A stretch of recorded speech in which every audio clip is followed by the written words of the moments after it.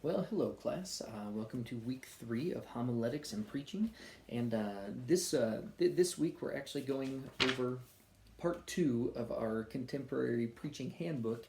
And part 2 is the 5 chapters over contemporary preaching methods. So the very first one in there, chapter 5, is about expository preaching. And I think that honestly, this is what most of us tend to do. Expository preaching is taking things out of the scripture and putting them into our sermon, but making sure that we're doing that in context and things like that. And it's pulling from all the different things, that we are learning about within scripture and doing that. Here in chapter 5, where it talks about it, it goes through a whole lot of in-depth information about expository preaching. It's all really good. Some of it is a little dry. Some of it is also a little bit outdated. Even though this is a contemporary preaching handbook, it is still a little bit outdated because now with everything that we have online and the ability to do things on the internet, the ability to do things on the YouVersion app, with the Bible app and things like that. I mean, we really can cut a lot of our process in half or more as far as the time spent studying and researching, because everything is currently at our fingertips as opposed to 6 or 7 different books that we would have to try to go through to actually find something.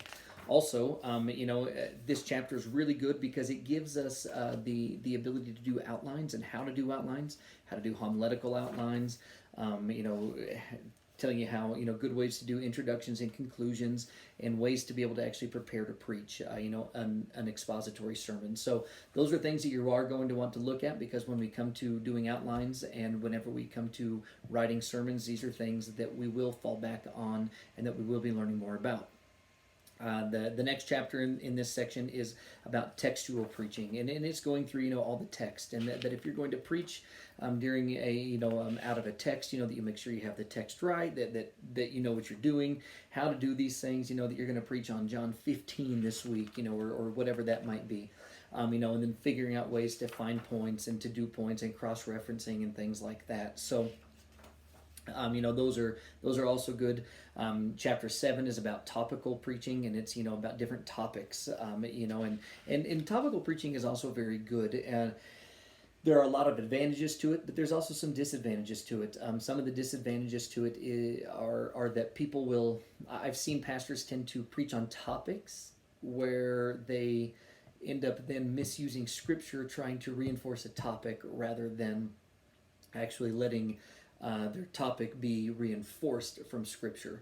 And so there is a difference there, because we always want to make sure that everything that we are preaching on, even our topics, that they are biblically sound, and that they are not just a kind of a buzzword topic for the week or for the moment, things like that. Now, not saying that we can't do that, but even when God does give us those specific topics, we do need to make sure that we are doing our best to do everything we can to make sure that it is a biblically sound topic, and it's not just something that we're just kind of making up and trying to make Bible fit our own interpretation of things.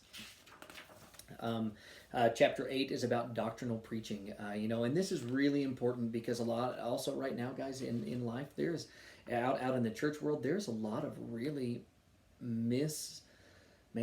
just really bad preaching whenever it comes to doctrine. And so we have to make sure that we are doctrinally sound individuals first, but then also whenever we one of the definitions here that I love that he says here, he says that doctrine is not an abstract formulation of belief divorced from this saving reality and divine revelation.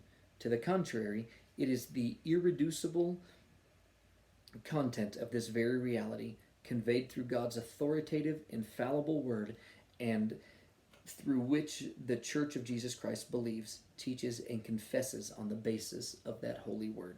So, we need to make sure that our doctrine is what it is. And so if we're going to preach, we need to make sure that we are doctrinally sound, because it is really, really important. And then he goes through here and he gives examples about doctrinal preaching, which are also really good. And then chapter 9 of this section talks about narrative preaching, and preaching while telling a story, which is really great. And, we already learned about some of that in the Andy Stanley book that we've been going through as well. And these are really good things, being able to create a narrative, being able to create a story, being able to tell things, as we are preaching and as we are doing things with nuance. If you look at it, Jesus did a whole lot of narrative preaching. Everything he did, his parables, he was having stories that were going along with the principles that he was teaching. And so narrative preaching is a really great way to do it. This author, he does find a lot of weaknesses in narrative sermons, but I also think that that's just his own personal opinion. When done right, narrative sermons can be absolutely incredible. And so it's definitely something to look at as well. He then goes through here, and there's almost like a little table on how to develop a narrative sermon. While I think his stuff is good, and I think it is very doctrinally sound, I would also recommend balancing what he talks about here in this book with what Andy Stanley talks about in his book. I think Andy Stanley has a little bit more, even a more contemporary approach to narrative preaching. And then chapter 10 goes through some of the alternative models, even some of the other things, that people preach, in ways that they preach today. And once again, things are not, there's not a right or a wrong, style of preaching. And some of you are going to tend to preach more in one way than another, and that's okay. The big thing though is that, we always want to know our audience. We always want to be able to communicate well with them and communicate what is being, what God has placed in our hearts in order to share with the congregation who is there currently. And so we want to be able to make sure and do that well. One other just kind of quick thing that I just want to put out there for everyone is that whether you're new to preaching or whether you've been doing this a very long time, you're going to make mistakes. It just is part of it.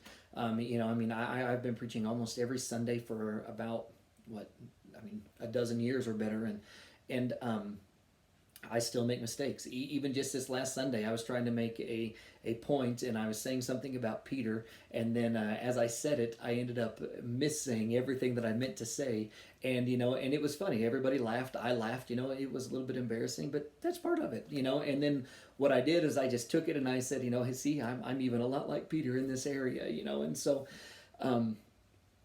So it's always be quick. If you misread something, read it again. If you accidentally misstate something in your notes, that's okay. It happens. Misstatements happen.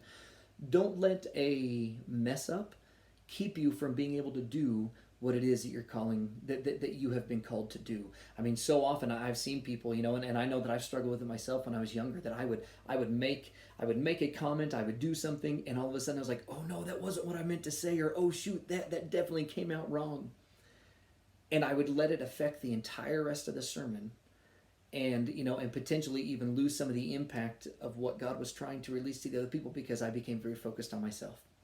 And instead you can sit there and say, yep, I made a mistake. Sorry, I'm going to redo this, or I'm going to repeat this, or I'm going to fix this. Or you just laugh it off if you misread something or misspeak, and things like that. And so don't ever get embarrassed for making a mistake. Mistakes happen. We're human. They happen all the time.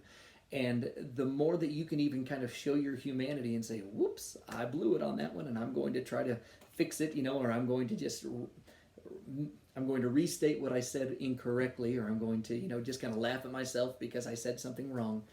When you do that, it also shows your humility, and it shows your humanity to your congregation, and that can even help people relate to you better, as opposed to seeing you as somebody who's a pastor up on the stage or a preacher up tall, up there higher, kind of on a pedestal, rather than somebody who is just trying to communicate with somebody else. So everyone have a great week. We're not going to have, like I said, we're not going to be doing any reading from the Andy Stanley book this week, but there will be discussion questions, and there is quite a bit of reading out of your Contemporary Preaching Handbook. So as always, if you have any questions, please feel free to reach out, and I hope you're having a wonderful day.